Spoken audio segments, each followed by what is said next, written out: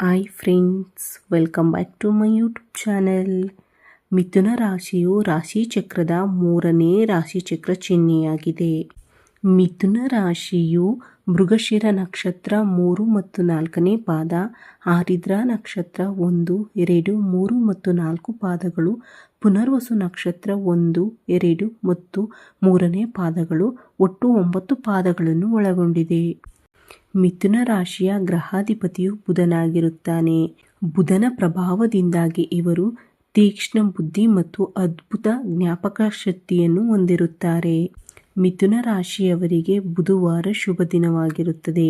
ಅದೃಷ್ಟದ ಬಣ್ಣ ಹಸಿರಾಗಿರುತ್ತದೆ. ಅದೃಷ್ಟದ ರತ್ನ ಪಚ್ಚೆಯಾಗಿರುತ್ತದೆ. ಈಗ ಮಿಥುನ ರಾಶಿಯವರ ಬಗ್ಗೆ ತಿಳಿದುಕೊಳ್ಳೋಣ.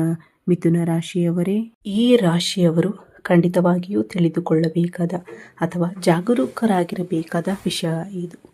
ಇಂದು ಜುಲೈ 19 ಭಾನುವಾರ. ನಿಮ್ಮ ಮನೆಯಲ್ಲಿ ಕೆಲವು ಕೆಟ್ಟ ಸುದ್ದಿಗಳನ್ನು ನೀವು ಕೇಳುವ ಸೂಚನೆಗಳಿವೆ.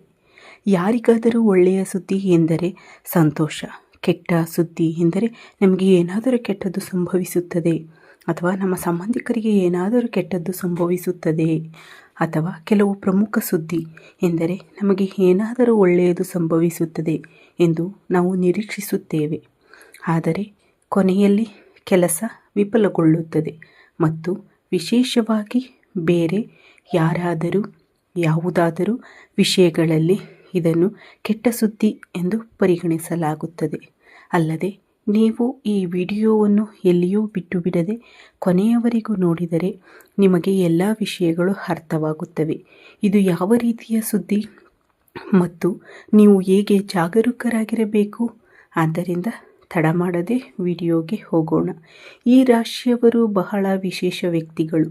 ಅಲ್ಲದೆ ಈ ರಾಶಿಯವರು ಯಾವಾಗಲೂ ಸಂಬಂಧಗಳು ಮತ್ತು ಸಂಪರ್ಕಗಳನ್ನು ಬಹಳ ಮುಖ್ಯವೆಂದು ಪರಿಗಣಿಸುತ್ತಾರೆ. ಅಲ್ಲದೆ ಕೆಲವು ವಿಷಯಗಳಲ್ಲಿ ನಂಬಿಕೆ ಇಡುವವರು ಎಂದಿಗೂ ಹಾನಿ ಮಾಡುವುದಿಲ್ಲ. ಅಲ್ಲದೆ ನೀವು ಯಾವಾಗಲೂ ನಿಮ್ಮ ಮನಸ್ಸಿನಲ್ಲಿ ನಾನು ಬಯಸುವವರೊಂದಿಗೆ ಯಾವಾಗಲೂ ಇರಬೇಕು ಎಂದು ಯೋಚಿಸುತ್ತೀರಿ.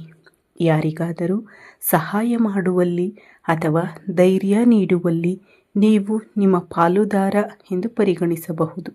ಯಾರಾದರೂ ತೊಂದರೆಯಲ್ಲಿದ್ದರೆ ನೀವು ಅವರಿಗೆ ಸಾಧ್ಯವಾದಷ್ಟು ಸಹಾಯ ಮಾಡಬಹುದು. ಅದು ಹಣ, ಮಾತು ಅಥವಾ ಪ್ರೋತ್ಸಾಹದ ವಿಷಯವಾಗಿರಲಿ. ಯಾವುದೇ ಸಂದರ್ಭದಲ್ಲಿ ನೀವು ನಿಮ್ಮ ಸ್ವಂತ ಜೀವನದಲ್ಲಿ ಪಾಲುದಾರರಾಗಿರುತ್ತೀರಿ. ಇಲ್ಲದಿದ್ದರೆ ಈ ರಾಶಿಯವರು ಸ್ವಲ್ಪ ಭಾವನಾತ್ಮಕವಾಗಿ ದುರ್ಬಲರು ಎಂದು ಹೇಳಬಹುದು. ಏಕೆಂದರೆ ವಿಶೇಷವಾಗಿ ನೀವು ಯಾವಾಗಲೂ ಭಾವನಾತ್ಮಕ ಸಮಸ್ಯೆ ಬಂದಾಗ ನೀವು ತುಂಬ ಖಿನ್ನತೆಗೆ ಒಳಗಾಗುತ್ತೀರಿ. ಅಲ್ಲದೆ ನೀವು ಎಚ್ಚರಿಕೆಯಿಂದ ಗಮನಿಸಿದರೆ ಸ್ವಲ್ಪ ಸಮಯದಿಂದ ನಿಮ್ಮ ಕುಟುಂಬ ಅಥವಾ ನಿಮಗೆ ಸಂಬಂಧಿಸಿದ ಸಂಬಂಧಿಕರಾದ ಅಜ್ಜ, ಅಜ್ಜಿ, ಚಿಕ್ಕಪ್ಪ, ಚಿಕ್ಕಮ್ಮ, ಸೋದರ ಸಂಬಂಧಗಳು ಅಥವಾ ಕೆಲವು ವಿಷಯಗಳಲ್ಲಿ ಧೈರ್ಯಶಾಲಿಗಳಾಗಿರುವವರು, ನಿಮ್ಮನ್ನು ಪ್ರೋತ್ಸಾಹಿಸುವವರು, ಬೆನ್ನು ತಟ್ಟುವವರು ಮತ್ತು ಪ್ರತಿಯೊಂದು ವಿಷಯದಲ್ಲೂ ಅವರು ನಿಮ್ಮೊಂದಿಗಿದ್ದಾರೆ ಎಂದು ಹೇಳುವ ಜನರು ಅನುಕೂಲಕರವಾಗಿಲ್ಲ ಎಂದು ನೀವು ಗಮನಿಸಬಹುದು. ಆ ನಿಟ್ಟಿನಲ್ಲಿ ಆ ನಿರ್ದಿಷ್ಟ ಸಂದರ್ಭದಲ್ಲಿ ನೀವು ಯಾರಿಗೂ ಯಾವುದೇ ಹಾನಿ ಅಥವಾ ನಷ್ಟವನ್ನುಂಟು ಮಾಡಿಲ್ಲ ಎಂದು ನೀವು ಗಮನಿಸಿದ್ದೀರಿ. ಅದು ಸಂಭವಿಸಿದಂತೆ ಅವರು ಬಹಳ ಜಾಗರೂಕರಾಗಿರುವ ಸಂದರ್ಭಗಳು ಇವೆ. ಅದೇ ಸಮಯದಲ್ಲಿ ಕೆಲವು ಸಮಯದಿಂದ ಅನಿರೀಕ್ಷಿತವಾಗಿ ಮತ್ತೊಂದು ಪ್ರಮುಖ ಸುದ್ದಿ ಕೇಳಿಬರುತ್ತಿದೆ ಮತ್ತು ಕೆಲವು ಸಂದರ್ಭಗಳಲ್ಲಿ ಕೆಲವು ದೊಡ್ಡ ನಷ್ಟ ಸಂಭವಿಸಲಿದೆ ಮತ್ತು ಅದು ಸಂಭವಿಸುವ ಸಾಧ್ಯತೆ ಇಲ್ಲ ಎಂದು ಹೇಳಲಾಗುತ್ತದೆ. ಮತ್ತು ಅಂತಹ ಪರಿಸ್ಥಿತಿಯಲ್ಲಿ ತೊಂದರೆಯಲ್ಲಿರುವವರು ನಿಮ್ಮಲ್ಲಿ ಇಂದು ಅಂದರೆ ಜುಲೈ 19 ಭಾನುವಾರದಂದು ಅನಿರೀಕ್ಷಿತ ಆಘಾತವನ್ನು ಎದುರಿಸಬೇಕಾಗುತ್ತದೆ. ಅವರಿಗೆ ಸಂಬಂಧಿಸಿದ ವಿಷಯಗಳಲ್ಲಿ ಸಮಸ್ಯೆ ಇನ್ನೂ ಕಡಿಮೆಯಾಗದಿರುವುದು ಅಥವಾ ಈ ಸಮಸ್ಯೆ ಸ್ವಲ್ಪ ಸಮಯದವರೆಗೆ ನಿಮ್ಮನ್ನು ಕಾಡುತ್ತಲೇ ಇರುತ್ತದೆಯೇ ಎಂಬುದನ್ನು ನಿರ್ದಿಷ್ಟವಾಗಿ ಹೇಳುತ್ತದೆ. ನೀವು ಅವರನ್ನು ಅವರ ಜೀವನದಲ್ಲಿ ಸಂಪೂರ್ಣವಾಗಿ ಕಳೆದುಕೊಳ್ಳುತ್ತೀರಿ ಎಂಬ ಸುದ್ದಿ ಇರುತ್ತದೆ. ಆದರೆ ಅದು ಇದ್ದಕ್ಕಿದ್ದಂತೆ ನಿಮ್ಮನ್ನು ಆಘಾತಗೊಳಿಸುತ್ತದೆ. ಇದಲ್ಲದೆ ನಿಮ್ಮ ಕುಟುಂಬ ಸದಸ್ಯರು, ನಿಮ್ಮ ಸಂಬಂಧಿಕರು ಚೆನ್ನಾಗಿಲ್ಲ ಅಥವಾ ಅವರಿಗೆ ಏನಾದರೂ ಕೆಟ್ಟ ಘಟನೆ ನಡೆದಿದೆ ಎಂದು ನಿಮಗೆ ತಿಳಿಸುತ್ತಾರೆ. ಆದರೆ ಅವರು ನಿಮ್ಮ ಜೀವನದಲ್ಲಿ ಬಹಳ ಮುಖ್ಯವಾದ ಪಾತ್ರವನ್ನು ವಹಿಸಿದರು. ಅವರು ನಿಮಗೆ ಬಹಳ ಮುಖ್ಯವಾಗಿದ್ದರು ಮತ್ತು ಅವರಿಂದಾಗಿ ನೀವು ಕೆಲವು ಪ್ರಮುಖ ವಿಷಯಗಳನ್ನು ಸಹ ಕಲಿತಿದ್ದೀರಿ ಮತ್ತು ಅಂತಹ ಜನರು ನಿಮಗೆ ಹೆಚ್ಚಿನ ತೊಂದರೆಗಳು ಮತ್ತು ಸಮಸ್ಯೆಗಳನ್ನು ಉಂಟು ಮಾಡುತ್ತಾರೆ. ಇದು ಆಶ್ಚರ್ಯಕರವೆನಿಸುತ್ತದೆ.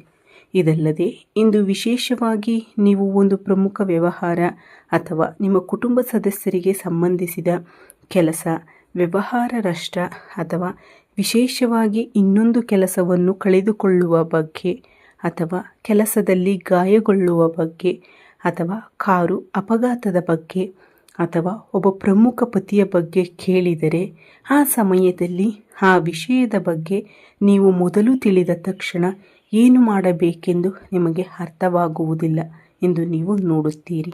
ಅಲ್ಲದೆ ನೀವು ಕೆಲವು ನಿರ್ಧಾರಗಳನ್ನು ಪುನರ್ವಿಮರ್ಶಿಸುತ್ತೀರಿ ಮತ್ತು ಇದು ಹೇಗೆ ಸಂಭವಿಸುತ್ತದೆ ಎಂದು ಲೆಕ್ಕಾಚಾರ ಮಾಡುವಲ್ಲಿ ನಿರತರಾಗಿರುತ್ತೀರಿ.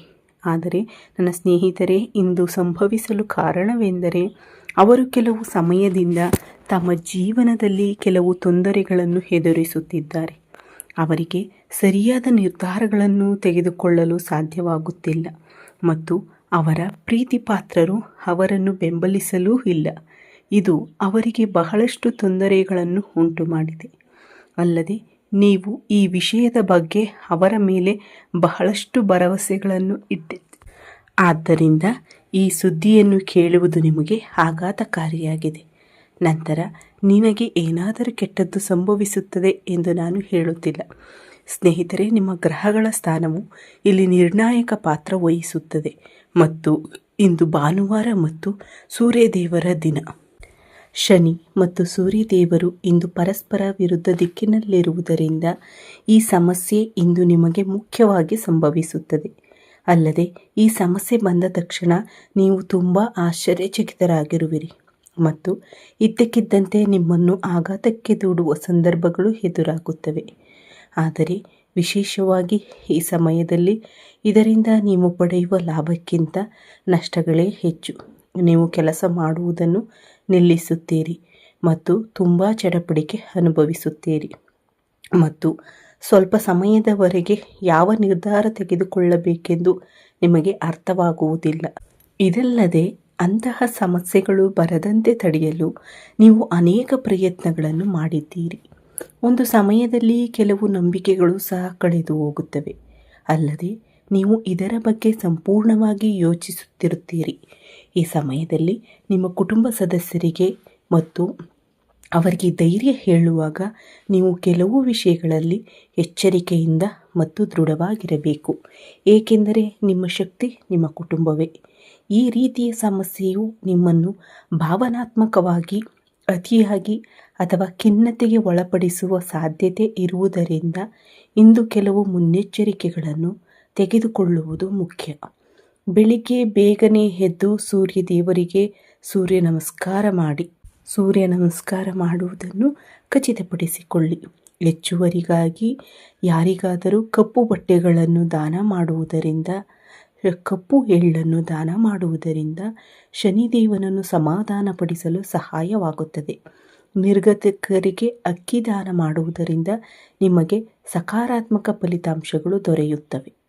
ಎಲ್ಲಕ್ಕಿಂತ ಮುಖ್ಯವಾಗಿ ಪರಿಸ್ಥಿತಿ ಏನೇ ಇರಲಿ, ಬೇಗನೆ ಎದ್ದು ದೇವರನ್ನು ಪ್ರಾರ್ಥಿಸುವುದು, ನಿರ್ದಿಷ್ಟವಾಗಿ ಆದಿತ್ಯ ಹೃದಯ ಸ್ತೋತ್ರ ಪಠಿಸುವುದು ನಿಮಗೆ ಅನುಕೂಲಕರ ಪರಿಸ್ಥಿತಿಗಳನ್ನು ಸೃಷ್ಟಿಸುತ್ತದೆ.